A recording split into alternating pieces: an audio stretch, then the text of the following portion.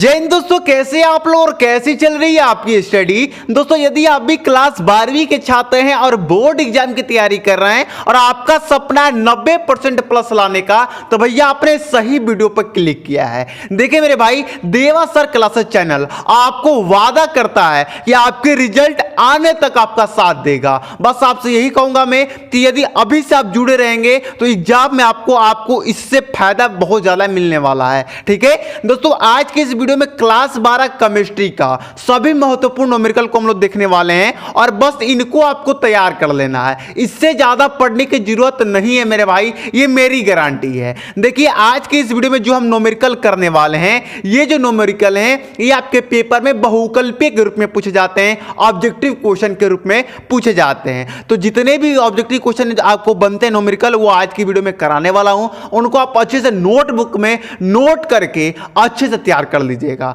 ठीक है दोस्तों, पहला क्वेश्चन आपके सामने है और ये बहुत आसान क्वेश्चन है, लेकिन बच्चों को ये बहुत ज्यादा हार्ड लगता है। लेकिन भैया मैं समझाऊंगा, ऐसा ना दिमाग में जाएगा आपका। देखिए ये 2018 और 2019 में पूछा गया क्वेश्चन है, तो बहुत इंपॉर्टेंट है। देखिए जो क्वेश्चन 2 बार से पूछ दे, 2 साल लगातार पूछ दे, समझ जाओ कि वो इंपॉर्टेंट है। ठीक है, 90 ग्राम जल में 1.8 ग्राम ग्लूकोज का मोल प्रभाज है, ये क्वेश्चन है। और इसमें एक ट्रिक मैं बताने वाला हूं जो आपको बहुत ज्यादा काम आएगा। देखिए यदि आपके क्वेश्चन में मोल प्रभाज पूछ दिया जाए, ठीक है, बहुत इंपॉर्टेंट ये बात याद रखिएगा, मोल प्रभाज पूछ दिया जाए, मोलरता पूछ दिया जाए, मोललता पूछ दिया जाए, तो इसमें आपको सबसे पहले क्या काम करना है, क्वेश्चन में विलय कौन सा है और विलायक या विलयन कौन सा है, ये आपको छांटना है। और कैसे छांटना है वो मैं बताऊंगा। देखिए इस क्वेश्चन को मैंने पहले से करके रखा है इस पेपर में, इसलिए मैंने कर दिया पहले से, क्योंकि वीडियो में जब लिखता हूं तो टाइम ज्यादा लग जाता है, इसकी वजह से वीडियो लंबा हो जाता है। तो मैंने सोचा क्यों ना पहले से लिख कर रखा जाए और आपको समझा दिया जाए। देखिए सबसे पहले मोल प्रभाज ज्ञात करने के लिए कहा जा रहा है, तो हल लिख कर दिया है, लिख लिया हमने। अब इस क्वेश्चन में आप ढूंढिए कि किस चीज का वजन यानी कि भार कम है। जिसका भार कम होगा वो आपका विलय हो जाएगा और जिसका भार अधिक होगा वो विलायक हो जाएगा। ठीक है, तभी ना विलय को विलायक में घोलते हैं। भैया मान जाओ कि तुमको शरबत बनाना है, तो चीनी का मान कितना लोगे, कम लोगे, पानी का मान ज्यादा लोगे, तो चीनी हमारा विलय हो गया और हमारा जल जो हो गया वो विलायक हो गया। तो इसमें वही है, 1.8 ग्राम ग्लूकोज है यानी कि ये कम है, तो ये क्या हो जाएगा, विलय हो जाएगा। तो विलय का ये आपका ग्लूकोज का सूत्र है, इसका भार कितना दिया है, 1.8 ग्राम। अब ग्लूकोज का यानी कि विलय का हम अणुभार निकाल लेंगे जो कि 180 ग्राम होगा। अब आपको अणुभार निकालने आता है कि नहीं ये आप बताइए। अणुभार तो निकालने जरूर आता होगा, नहीं आता है हम बता देते हैं, क्या टेंशन है मेरे भैया। देखो यहां पर हम है ना, यहां पर ग्लूकोज का सूत्र है ना C यानी कि कार्बन। कार्बन का परमाणु क्रमांक कितना होता है, 12 होता है, तो 6 से 12 में गुणा कर दीजिए क्योंकि यहां पर 6 है, प्लस अब बताइए H यानी कि हाइड्रोजन। हाइड्रोजन का परमाणु क्रमांक कितना होता है, 1, तो गुणे 12, यहां पर 12 है, तो प्लस O यानी कि ऑक्सीजन। ऑक्सीजन का परमाणु भार कितना होता है, 16, गुणे यहां पर 6 है, तो 6 कर दीजिए। जब इसको आप हल कीजिएगा तो आपको 180 ग्राम मिलेगा। 180 ग्राम नहीं होता, 180 मिलेगा। ठीक है, चलिए, तो इस प्रकार विलय का अणुभार निकाला जाता है। क्यों हमने निकाला अणुभार, क्योंकि हमें मोल निकालना है। मोल निकालने के लिए अणुभार की जरूरत होती है, तो विलय का हम मोल निकाल लेंगे, भार बटे अणुभार। भार इसका 1.8 है, अणुभार इसका 180 है। ठीक है, इसको जब 180 से 1.8 में आप जब भाग कीजिएगा तो 0.01 आपका यहां पर आ जाएगा। ठीक है, अब हम विलायक का काम कर लेते हैं। इसमें विलायक क्या है, 90 ग्राम जल, यानी कि विलायक हमारा जल है, H2O है, इसका भार कितना क्वेश्चन में दिया है, 90 ग्राम। इसका भी हम अणुभार निकाल लेंगे, तो अणुभार H का परमाणु कितना होता है, 1 गुणे 2। ठीक है, प्लस में अब यहाँ पर ऑक्सीजन है तो 16 इसका हो जाएगा, तो यहाँ पर जोड़ लीजिए तो कीजिएगा तो 18 आ जाएगा। फिर इसका मोल निकाल लेंगे, अणुभार ऊपर रख के भार नीचे रख के 5 आ जाएगा। ठीक है, चलिए, तो ये हमारा विलय का मोल आ गया और यहाँ पर विलायक का मोल आ गया। अब हम मोल प्रभाज का डायरेक्ट सूत्र लगा देंगे। मोल प्रभाज का सूत्र क्या होता है, Na बराबर होता है Na बटे Na प्लस Nb। एन हमने Na कितना निकाला हमने 0.01, तो 0.01 Na कितना था, Na हमारा Na यहाँ पर 0.01 है और Nb कितना है हमारा 5 है, तो यहाँ पर हमने 5 रख लिया। इन दोनों को जोड़िएगा तो 5.01 आएगा और यहाँ से दशमलव कट जाएगा। ठीक है, तो कितना आएगा 1/501। 501 से जब 1 में आप भाग कीजिएगा तो 0.0019 आपका आंसर आएगा। तो देख लीजिए क्या ऑप्शन में 0019 ऑप्शन में है क्या, तो हाँ देखिए यहाँ पर 0.0019 ये आपका सही हो जाएगा। क्लियर है। चलिए आगे बढ़ते हैं हम दूसरे क्वेश्चन पर। शुद्ध जल की मोलरता होती है, तो ये भी एक न्यूमेरिकल है, लेकिन इसे आप सॉल्व नहीं करो तो अच्छा इसे आप याद कर लो कि शुद्ध जल की जो मोलरता होती है वो 55.56 होती है। ठीक है, बहुत इंपॉर्टेंट है, 2014, 2016, 2017, 2022, 2023 में पूछा गया है। ठीक है, चलिए हम आगे देखते हैं। हमारा यहाँ पर आपका तीसरा क्वेश्चन है कि 8 ग्राम सोडियम हाइड्रोक्साइड को 450 मिली विलियन में घुला है, विलियन की मोलरता होगी। तो इसको हम कैसे सॉल्व करेंगे एक बार थोड़ा देख लीजिए। यहां पर मैं आपको सॉल्व पहले से करके रखा हूं, मैं दिखा देता हूं। इसमें क्या पूछा जा रहा है, मोलरता। तो भैया इसमें देखेंगे कि सबसे कम भार किसका है, तो NaOH का है, यानी कि ये विलय है हमारा। तो विलय का भार कितना है, 8 ग्राम दिया है। इसका अणु भार निकाल लेंगे तो सोडियम हाइड्रोक्साइड का अणु भार निकालिएगा तो 40 आएगा। ठीक है, अभी मैंने बताया अणु भार कैसे निकाला जाता है। बार बार अणु भार ही निकालना सिखाऊंगा ना तो वीडियो भैया बहुत लंबा हो जाएगा, इसलिए आप लोग खुद से सीख लीजिए भैया अणु भार में है क्या। ठीक है, चलिए तो यहां पर 1 मिनट। हाँ, तो अणु भार में है क्या ये हम बोल रहे थे, अभी थोड़ा सा लाइन चला गया था तो उसके लिए दिक्कत हो गया। ठीक है, तो विलय का भार हमारा 8 ग्राम है, विलय का अणु भार हमने निकाल लिया, इसका 40 आ गया। फिर यहाँ पर देखिए 450 मिलीलीटर विलियन, ये तो साफ बता दिए कि भाई ये विलियन है, तो विलियन का भार कितना है 450 हो गया। अब मोलरता पूछा था, डायरेक्ट मोलरता का सूत्र लगा देंगे। मोलरता का सूत्र होता है WA/A गुणे 1000/B। W यानी कि विलय का भार, M यानी कि विलय का अणु भार और B यानी कि विलियन का भार। तो हमारा पास 8 और बटे 40, देखिए विलय का भार 8 दिया है, विलय का अणु भार हमने 40 निकाला गुणे 1000 और विलियन का भार जो है हमारा 450 है। ठीक है, चलिए 8 से 40 1/5 बार में कट जाएगा। यहां पर आप काटिएगा, यहां से आप क्या कीजिए कि यहां पर आप कर दीजिए 450, जब आप यहां से 0 से 0 कट जाएगा।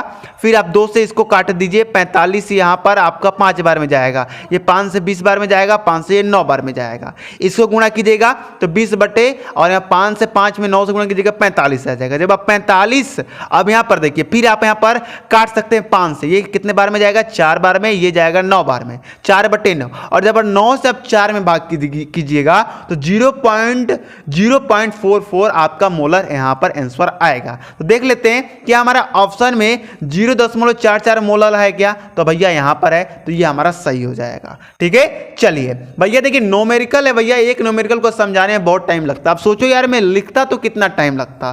ठीक है, 180 ग्राम जल में जल के कितने मोल होते हैं, ये हमारा क्वेश्चन है, 2022 और 2023 में पूछा गया है, तो बहुत इंपॉर्टेंट है हमारे लिए। तो देखिए ये भी काफी इजी है, मैं इसको भी समझाने की कोशिश करता हूं, पहले से मैंने इसको लिख रखा है।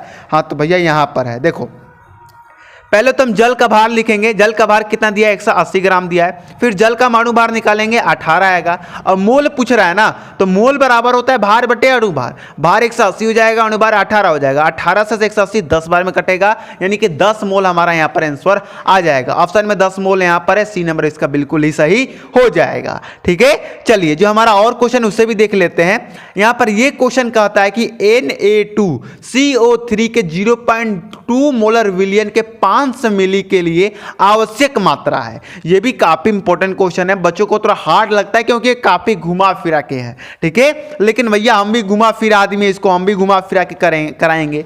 देखिए यहां पर आपको जब भी क्वेश्चन में यहां पर एम दिख जाए तो समझ जाना कि मोलरता का मान दिया हुआ है। ठीक है, तो हम लिख लेंगे मोलरता का मान कितना दिया है, 0.2 मोलर। ठीक है, अब यहां पर देखिए Na2CO3 के 0.2 मोलर विलियन के 500 मिली, विलियन के कितना भार है, 500 मिली है, तो विलियन का भार क्या हो जाएगा, 500 मिली। ठीक है, अब देखिए अब ये पूछ रहा है कि 0.2 मोलर के 500 मिली विलियन में इसका मात्रा यानी कि सोडियम कार्बन का मात्रा कितना घोला जा सकता है, यानी कि विलय का भार पूछ रहा है।